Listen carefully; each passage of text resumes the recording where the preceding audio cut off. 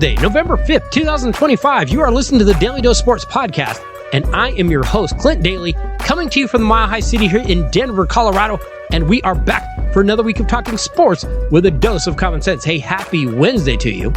Hope your week is off to a strong start. Hope you, your family, your friends are all staying strong and you're all staying healthy right now, and we are happy to have you here with us today.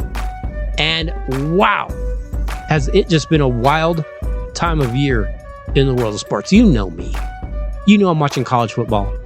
You know I'm watching the NFL. You know I'm even going to start watching the NBA, college hoops, the NHL. That's just what I do. But I'm not watching baseball, except the World Series just wound down and finished up, and I watched a lot of baseball. Not really sure what's going on, but I ended up watching a ton of baseball. Once they hit the playoffs, I was just all in. It was so entertaining. I was entertained in every single round, in every single series. And wow, did we have a World Series to remember. The Los Angeles Dodgers come from behind multiple times and beat the Toronto Blue Jays in an insane 7-game series that honestly just saw everything. We saw clutch pitching. We saw bats stepping up in the most crucial moments. We saw guys get sent down, come back, and then hit a home run. When does that happen? Game 3 between the Dodgers and the Blue Jays went 18 innings. It was unreal. Game 7 went 11 innings and had multiple comebacks, had a bench-clearing, shouting match. It looked like a NBA fight. And it seemed like in every game, and I don't know what it was, it seemed like base runners were getting stranded in every game, like in every inning. Like there was so much pressure. You're watching the pitchers for each team just going, how's your brain just not exploding? You could just see the stress. The Blue Jays had so many opportunities to put their boot on the Dodgers' necks, but they were unable to do it. And the Los Angeles Dodgers win back-to-back World Series titles for the first time since back in '65 when they actually won their 3rd title in a row. And don't look now, but I mean, they're going to be in it again next year.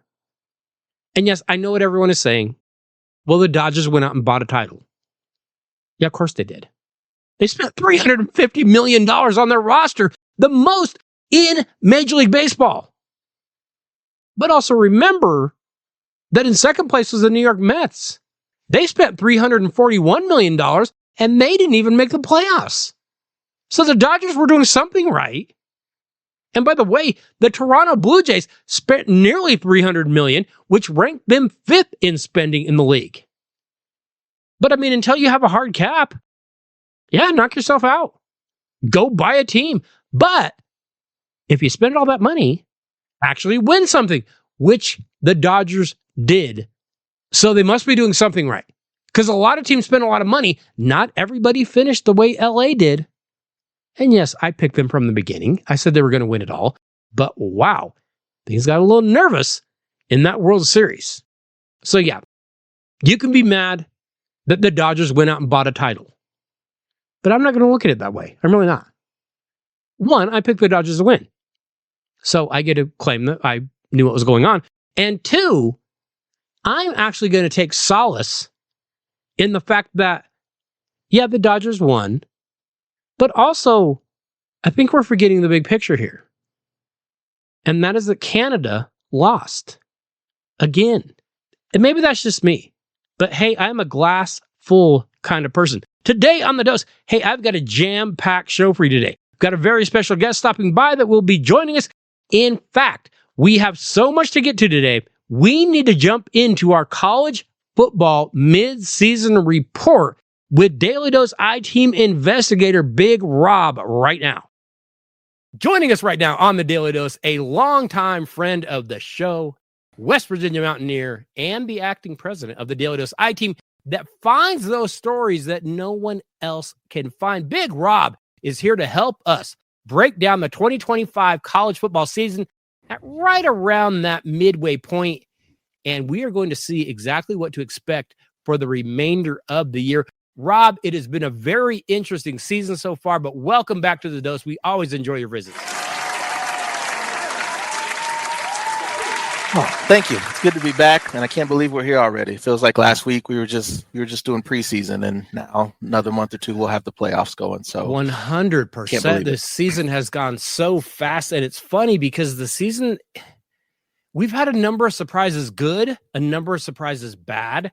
Some of the weeks we were looking at is like, oh man, I can't wait for that week. We're like, now it's not. But then we had some weeks earlier that we weren't expecting to be great, and they were phenomenal. It has been a wild, wild season already. And Rob, maybe one of the biggest stories of the college football season so far has been some big name head coaches getting fired. Penn State fired longtime head coach James Franklin after the Nittany Lions just kind of imploded. We kind of expected that might happen, but I didn't expect that. The Florida Gators fired head coach Billy Napier after he had like 9 lives and just kept coming up with wins when he had to, but they struggled this year. And then the LSU Tigers dumped Brian Kelly because he couldn't win a big game. And also he tried speaking with a fake Southern accent, which I think just rubbed everybody the wrong way. It's a great night to be a Tiger. I'm here with my family. Rob, these expectations are killing teams. And now with all that money, these boosters feel more empowered to force these moves, and I'm not sure it's a good thing. Interesting, but I mean, they're like, hey, we're paying money. You better give us a product. It's not always great, though, is it? It's not. Yeah, and I think it's just an unexpected consequence of not only the NIL and the portal, but also the playoffs itself. I mean, back in the day, and I'm saying that even though it was only a couple years ago, but, you know, if most programs were just, we want to have a winning season and get to a bowl game. And now that really doesn't matter anymore. I mean, it's all about the playoffs. The coaches aren't getting that time to turn over the roster. You know, normally, you know, I need 3 or 4 seasons to get my players in. But now, you know, like you said, the boosters are like, no, here's the money to get your players in now. Like, you know, no waiting. So, yeah, it's just changed the whole landscape. And like I said, it's just now it just feels like 3 losses will not only, you'll probably miss the playoffs, but you could also lose your job with 3 losses, especially in those big conferences like the SEC and the Big Ten. I'm trying to decide, is it good? I mean, we're getting like new blood. We're seeing teams that we're like, who? Like they might make the playoff. I mean, up until this last week, there's a good chance Vandy might have gotten in. I can't decide, is it good or is it just more of the same and we're going to end up basically with the same teams every year anyways?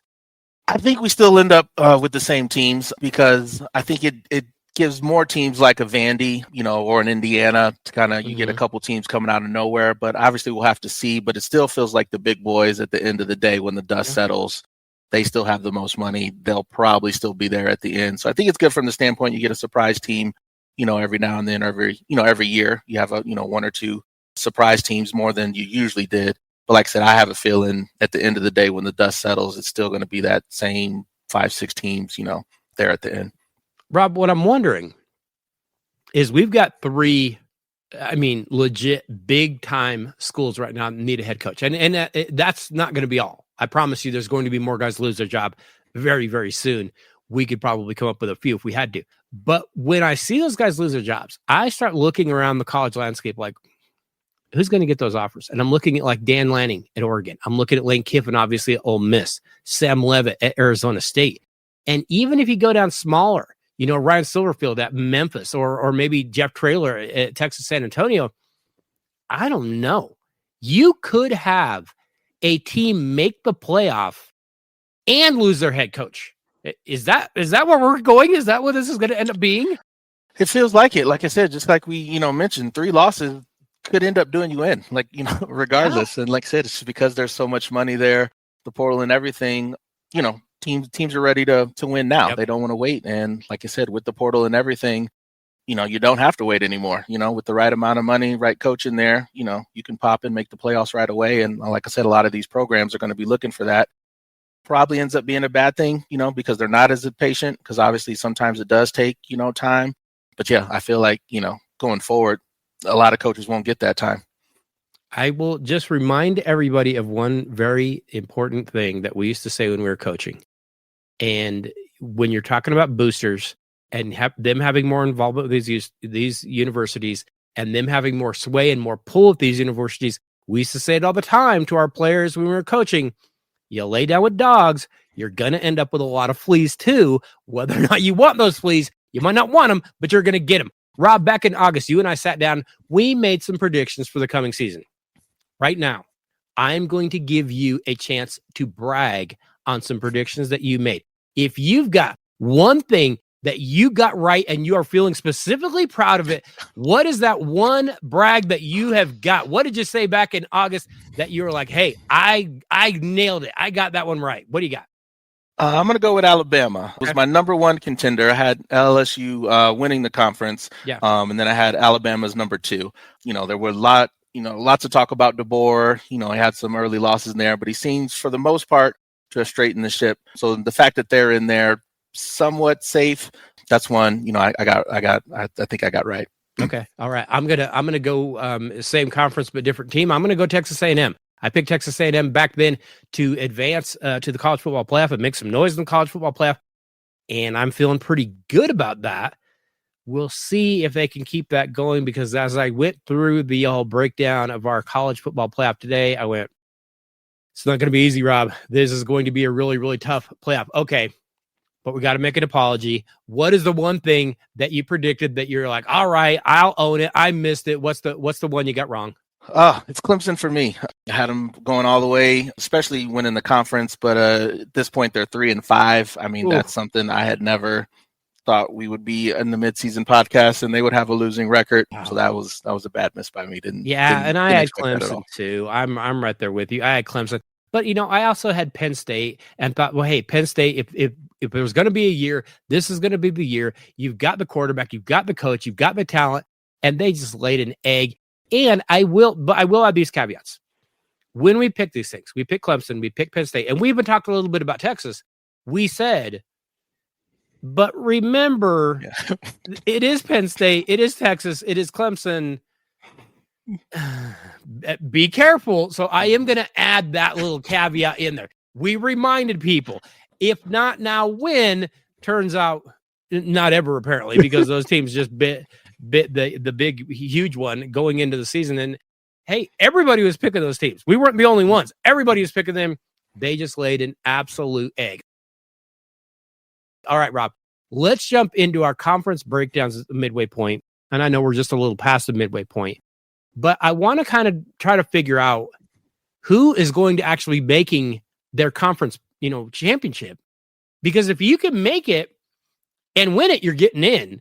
Make it, you might get in, and miss it. And depending on the conference, and you might be out in the cold. Let's start in the Atlantic Coast Conference, where, like we said, at the beginning of the season, we're looking at Clemson. We're looking at Miami. We're looking at Florida State.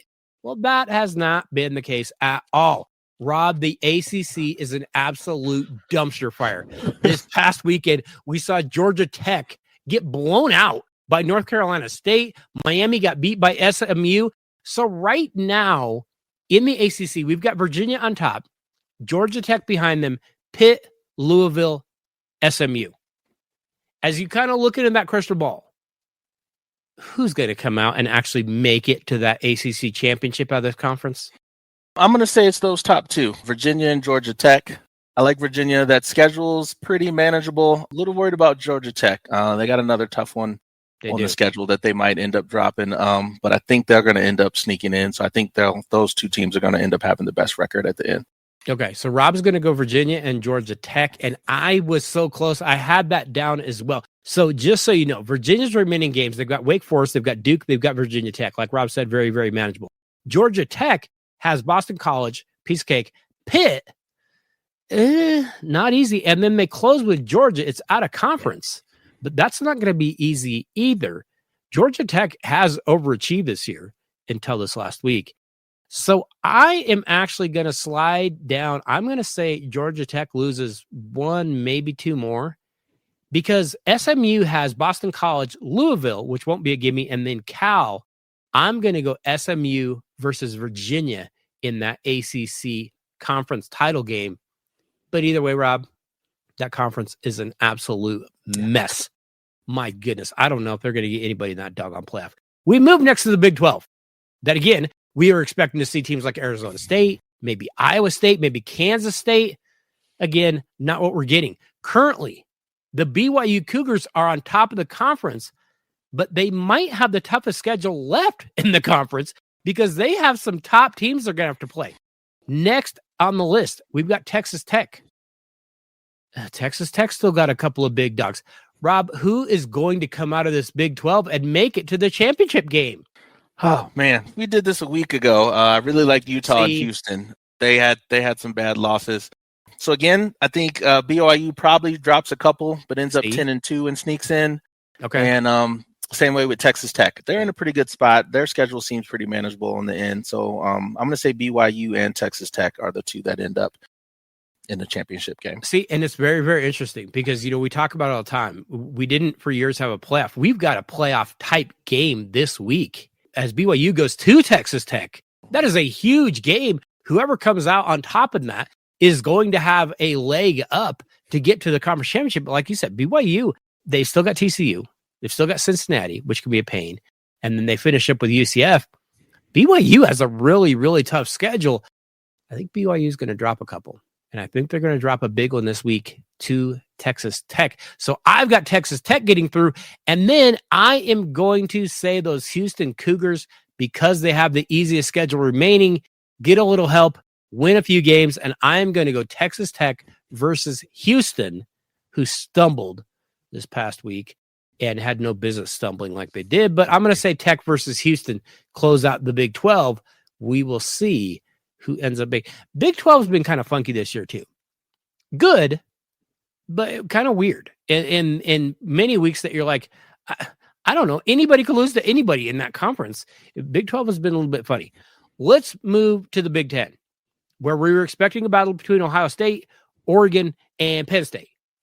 Not exactly what we have. Currently, Ohio State is on top. They are the number one team in the country, but they also haven't been tested a whole lot. That schedule's been pretty soft.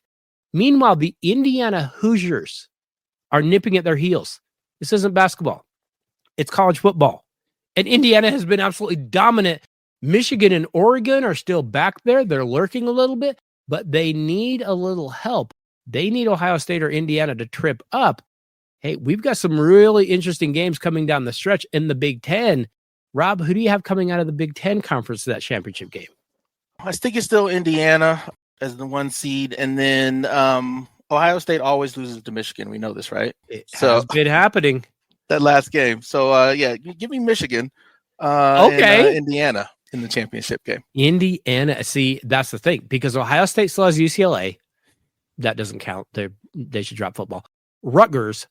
Michigan, I don't know. That's not easy. Meanwhile, Indiana has Penn State, Wisconsin, Purdue. They could play their JV and still win those games.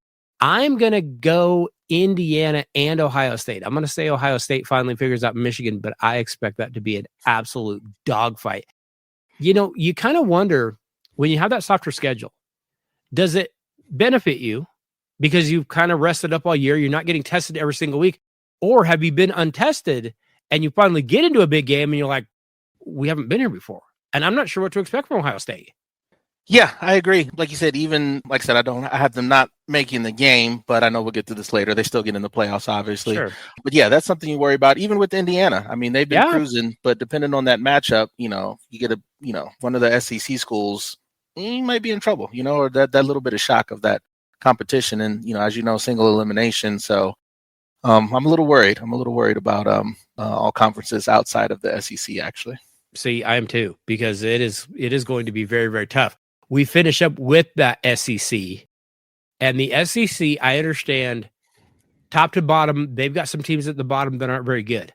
They've got a ton of teams that are really, really good. And, as usual, we expected, hey, it's going to be Alabama, it's going to be Georgia, and those two are still going to be, they're going to have something to say about this. But right now, we've got Texas A&M on top, and they have looked really good on both sides of the ball. Alabama is right there. Georgia and Ole Miss are just behind them, and there are a couple teams lurking. You look at like a Tennessee. I guess you could throw LSU. I'm not sure about Oklahoma or, one of those teams, but they're right there. They could be dangerous. Rob, who do you have making it to that SEC title game? Like you mentioned, based on schedules, give me A&M and Ole Miss. But like I said, there are some really good teams, like Texas, for example. The rest of their schedule is awful, though. Like I said, Georgia, schedule is manageable. But then, like I said, Oklahoma, I still think they're going to end up dropping another one there. I think, like you said, these are all pretty good teams, though. But at the end of the day, conference championship, give me A&M and Ole Miss. Okay. I'm going to go A&M, and I'm going to go Bama, but I don't like how that schedule shapes up. I think they're improving. I think they're getting better. They've got LSU. They've got Oklahoma. They've got a bye week in Eastern Illinois, and then they finish up at Auburn, which will be an easy win. But that LSU and Oklahoma, those are two teams with nothing to lose, and Bama is going to have everything to lose. I'm not feeling real super confident about that. Okay, finish up the 4 major conferences, but let's go over to the independent group of 5 teams. And it looks right now like the Notre Dame Fighting Irish have a legit shot at making that playoff. Rob, you know, I'm not a Notre Dame fan. If I see them on the schedule, I'd be getting very, very nervous. They are tested. Now they're getting healthy. They're getting everybody, and they're getting the easiest part of their schedule. They're just waltzing through. Remember, they lost those first 2 games. They lost to A&M and they lost to Miami. 2 solid losses at the time. They've still got a shot. They can't trip up. They slip up, it's over. So left over for Notre Dame, they've got Navy, Pitt, Syracuse, Stanford. Those should all be wins. I think Notre Dame is going to be fine. But could we see another team, like an at-large team? Is there any teams that you're looking at from those, group of 5 kind of conferences that you say maybe they'd have a shot of sneaking in? Yeah, Notre Dame is one, and I think out of the American, we're either going to get Memphis or South Florida. I kind of went back and forth between them. Yep. I know they just played. Memphis did come out on top, but I think they're going to end up meeting again. So I've got one of those 2 teams, either Memphis or South Florida, getting that last spot in the playoff. Okay. And a team, it won't happen. But the team that if they ran the table should absolutely get in would be Navy, but they go to Notre Dame. They've got South Florida. They've got Memphis, and they've got Army. That is a really, really tough slate. Their only loss this year has been to North Texas. North Texas is pretty good. I'd actually throw North Texas in there as maybe one other team that if they won it all, maybe because they've got an easy schedule. They've got UAB, Rice, and Temple left. North Texas might be a little more dangerous than people would think. The only other team that I would, I guess, mention would be Conference USA James Madison. They've got that early loss to Louisville, but that's not a horrible loss. And left with them, Marshall, Appalachian State, Washington State, and Coastal Carolina. They're going to need a lot of help, though. They're going to need a lot of teams to drop. I don't think James Madison can get in. To me, I would say Notre Dame is that group of 5 team, and it's the only one that really is going to make it. Okay, Rob, we're going to get to our college football playoff. But back at the beginning of the season, back in August, you and I both picked our college football Heisman Trophy candidates, and we picked our champion. We know these things change. Do you remember who you picked as who's going to win the Heisman for you? Because I think I picked Cape Klubnik at Clemson. So that obviously went up in flames in like week 1. Do you remember who you picked to win the Heisman? Nussmeier, LSU. Oh yeah. And also up in flames. Yeah. Yeah, the defense is pretty good. That offense has just been a struggle all year. But right now, do you have any candidates? Do you have who are you looking at as maybe being Heisman contenders right now? Yeah, one person I gave out back then as a long shot, and that's still kind of in the mix now. Marcel Reed, yes, Texas A&M QB. Like we mentioned before, you were on them early to win the conference. I had thrown him out as a long shot.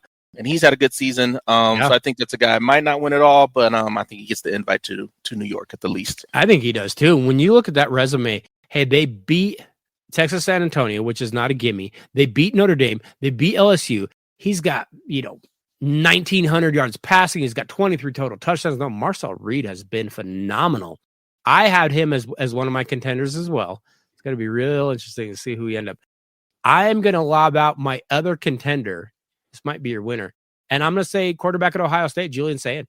I mean, Ohio State's the top team in the country. We know how much the Heisman committee loves just giving it to a quarterback.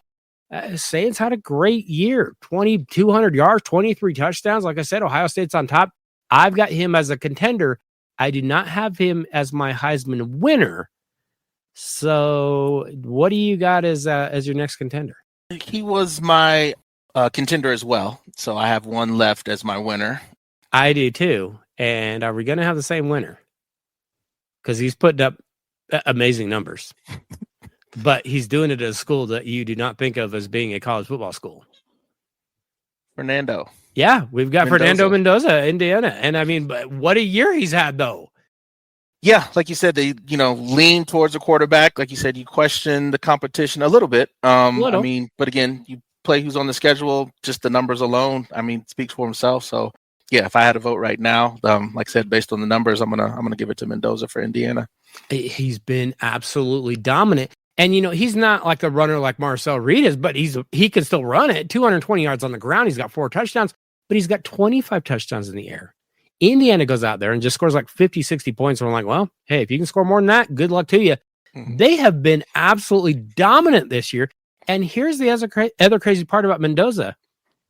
Last year, ESPN told us how important it was that you had to play both ways. I don't even think he's played a single snap at safety. I don't know, but he's been really good, and I'd still give him the Heisman. Maybe that's just me.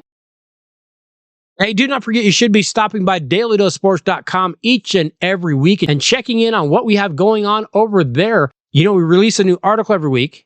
Just released one this week about the Denver Broncos somehow winning their 6th game in a row. And they had to depend on some unlikely people to do it, so you can check that out.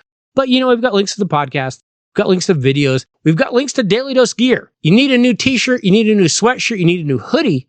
Starting to get cooler out. Might want to get yourself a Daly Dose hoodie. Make sure you stop by DailyDoseSports.com and check out what we have going on over there.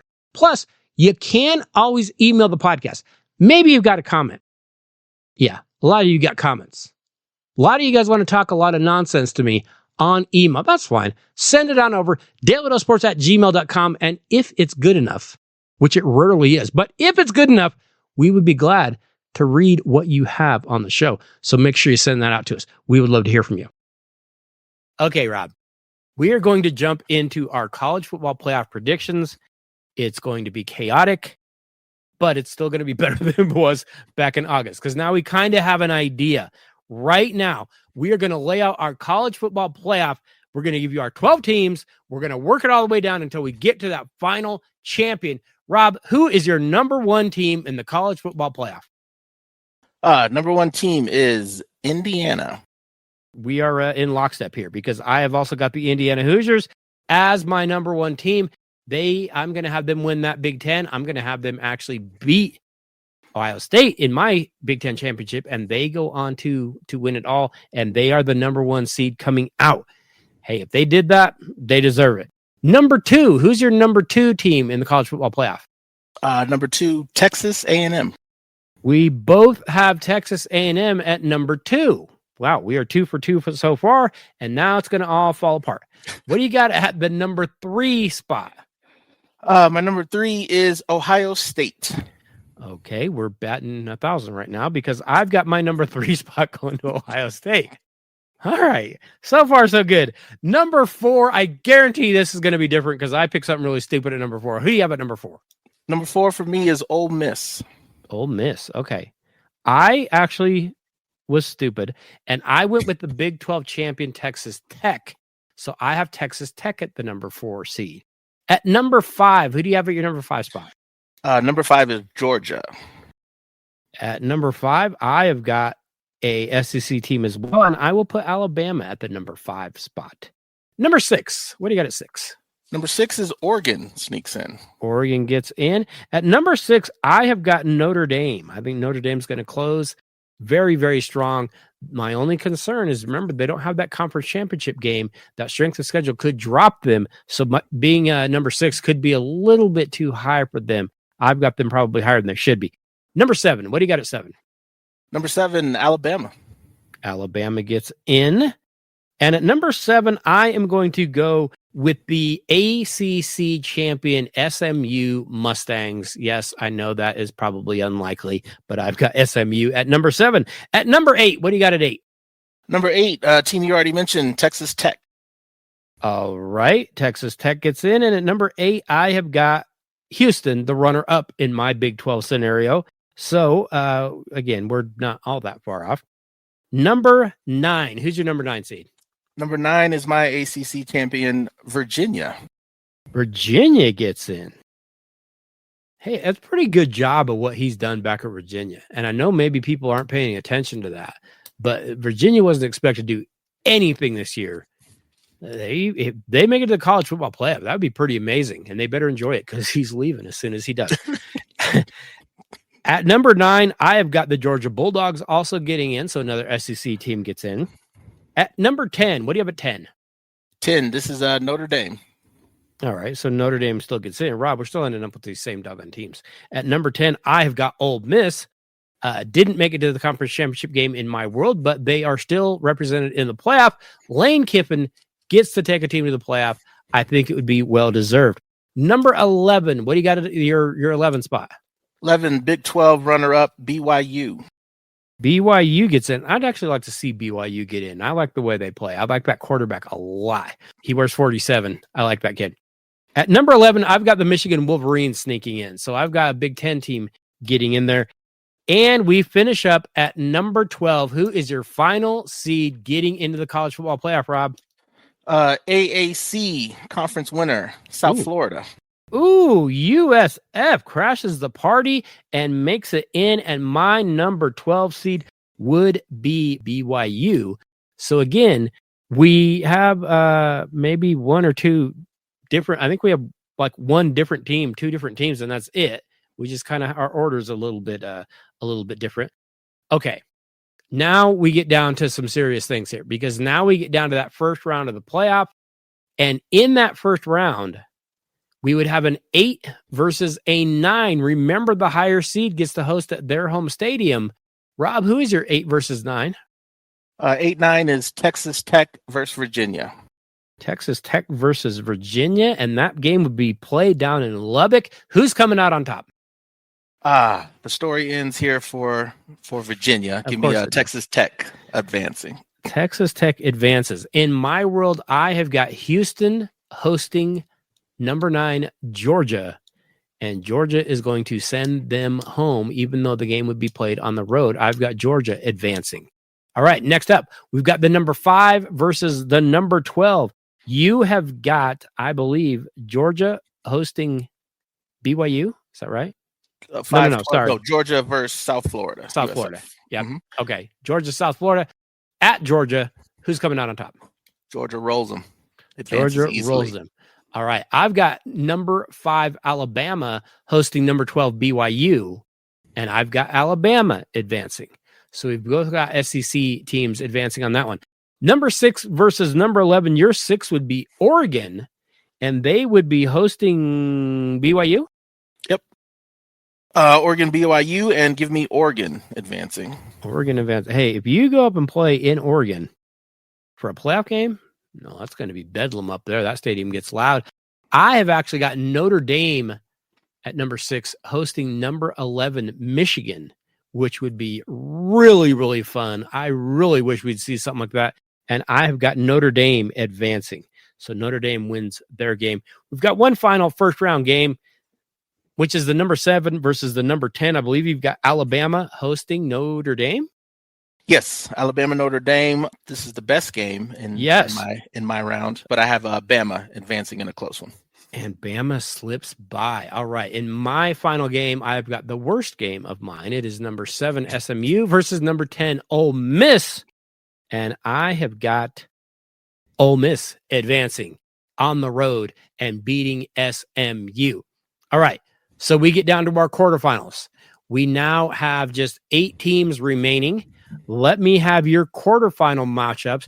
You have got number 1 Indiana versus who? Number 8 Texas Tech. 8 Texas Tech. All right. Who's advancing in that one? Because of the rest, Indiana advances. Indiana moves on. I've got number 1 Indiana facing number 9 Georgia. And I don't trust Georgia. I saw the way they played Florida. I've seen the way they played this year. I don't like that team very much. I've got Indiana advancing as well. All right. Next game up. Your number 2 Texas A&M is playing who? Number 7 Alabama. This is a great game. Alabama comes from behind to advance. Alabama. Alabama gets by. Ooh, that would be spicy too. I would actually like that quite a bit. I've got number 2 Texas A&M facing number 10 Ole Miss, and I've got A&M advancing past Ole Miss. It was fun while it lasted, Lane, but next you'll be at Florida. All right. Next up, we have got number 3 Ohio State. Who is your Ohio State matchup going to feature? Ohio State versus Oregon. And give me another upset here. Give me Oregon advancing. Ooh, Oregon gets through. Ooh, I like that. I have got number 3 Ohio State versus number 6 Notre Dame. No, that might be a little high for Notre Dame to be there, but I'm going to go with that, and I'm going to take Ohio State to advance. All right, we've got one more game in the quarterfinals. Number 4 versus number 5. Rob, I believe you have Ole Miss versus Georgia. Is that right? Yep. Ole Miss versus Georgia. Thanks for everything, Lane, but Georgia advances. All right, so we are now down to the final 4. My final game would be Texas Tech, number 4, hosting number 5 Alabama, and I have Alabama moving on. Okay, so we've down to our final 4. Rob, I could have this wrong, but I believe you have Indiana versus Oregon. No, well, I've got number 1 versus number 5, so I've got Indiana versus Georgia. Okay, Indiana versus Georgia, and you've got Alabama Oregon versus Oregon. Yeah, Oregon versus Alabama. Okay. In mine, I've got Indiana versus Alabama, and I've got Texas A&M versus Ohio State. Rob, break down that first game of your semifinal. Indiana versus Georgia. Who is coming out on top? Give me Georgia in this one. I know you question them. I just think they're going to be tougher. A little too much for Indiana. So in a good game. But, yeah, I've got Georgia advancing. All right. I've got Indiana versus Alabama, which I think would be a super fun game. And I'm going to say it is just that kind of goofy year. Indiana advances and makes it to the college football final. Second game, Rob, you have Alabama versus Oregon. Is that right? Correct. Yes. All SEC final here. Give me Alabama. Again, another come from behind win for Bama. Yeah, Bama advances. I have got Ohio State versus Texas A&M. Rob, I'm struggling with this one. This is a tough one. Good game. I'm going to say A&M's schedule pays off, and A&M actually sneaks by, and we end up with a goofy Indiana versus Texas A&M college football final. I know it makes zero sense, but that is what I'm going with. All right, Rob, you've got Bama versus Georgia. They played once this year. We know how that went. Who's winning your college football final? Yeah, they hated him. They wanted him out, but he figures it out and wins the title. Give me Alabama, your national champion. Alabama and Kalen DeBoer actually pull this out and get the win? Wow. That's bold. I like that. All right. I'm going to struggle with this, but I have Indiana versus A&M. Rob, I took A&M at the beginning of the season, and I'm going to ride with those Aggies. A&M gets it done. Marcel Reed proves that he didn't get the Heisman, but he should have got the Heisman. He goes all Vince Young on Indiana, and he tears them up. Texas A&M wins the college football national championship. First time ever. First time A&M's won anything of importance whatsoever. Can't even believe it happened. World might just completely implode. I am going A&M to win it all. Rob, that was hard. It was. I do find it interesting, though. We ended up with SEC teams in the end. So to kind of just bring it full circle, I think that conference, like you mentioned before, it is a tough conference. A lot of even the LSUs of the world. I mean, that's still a decent team. So I think that tough schedule pays off in the end. Well, you look at Texas and the amount of grief that they've gotten this year, and the amount of grief that Arch Manning specifically has gotten. Don't look now. Texas is warming up, having a pretty decent season. And don't look now. Arch Manning is way better statistically than people think he is. I know it's easy, and I know it's fun, and I know it's a great time to bash some of these teams, but you look at the entire season, you look at the entire product, I don't know. There's some teams out there that are a little better than expected. And sometimes we just like to jump on, those bandwagons because they're easy. It's low hanging fruit. But it's going to be very, very interesting. And college football from here on out is just, you can't miss it. You've got to tune in every single week. It is going to be just absolutely wild. I'm looking at our picks. How many of those games did not play out that we laid out? You're like, oh, I'm dropping everything to tune into that game. There'll be some phenomenal games there. I couldn't wait for some of those. So yeah, going to be very, very exciting. Hey, must-see TV going forward. Speaking of must-see TV, Rob, college football season, it is slowly winding down, which makes me very sad. But Rob, I feel like the NFL might be just as unpredictable. I mean, we're right around that midpoint in the NFL as well. This week, we see the Kansas City Chiefs, Detroit Lions, Indianapolis Colts, Green Bay Packers all get beat by teams that were like, there's no way they're going to beat them. They all got beat. Rob, we might need you to come back next week and break down the NFL at the midway point too, because I don't know what to expect from that crazy league. Absolutely. I think we said in the preseason, I think there was probably 5 or 6 teams I felt good about, and I don't anymore. That's probably stretched out to like probably 8 or 9 now that could probably win it. So, yeah, definitely. Has been just crazy. Like I said, there's nobody I'm at this point really comfortable about, which again, but makes it exciting.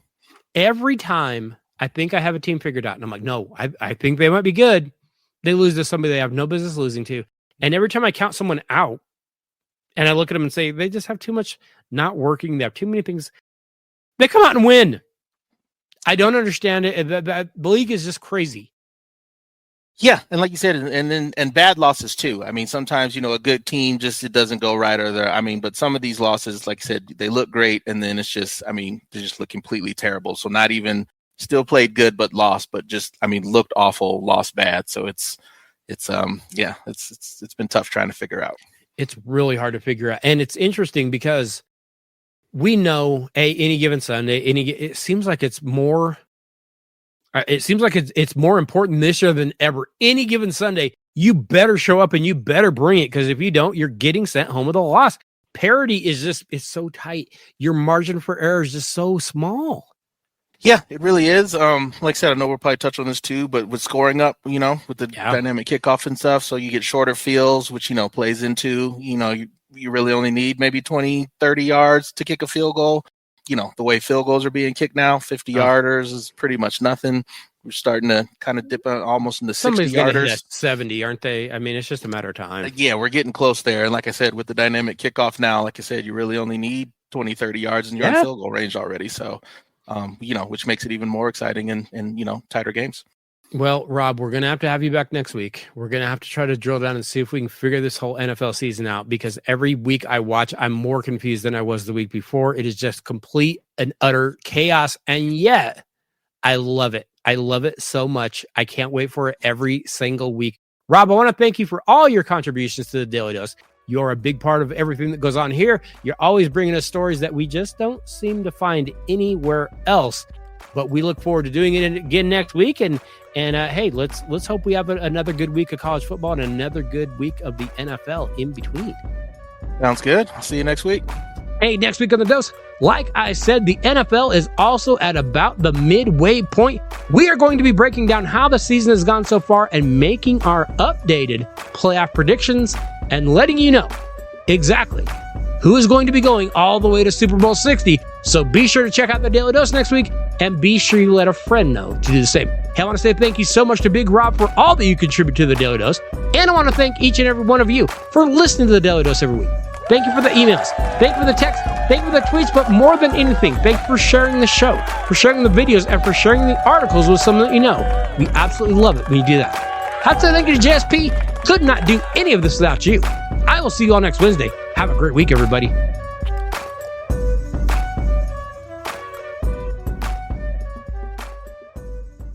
It's a great night to be a Tiger. I'm here with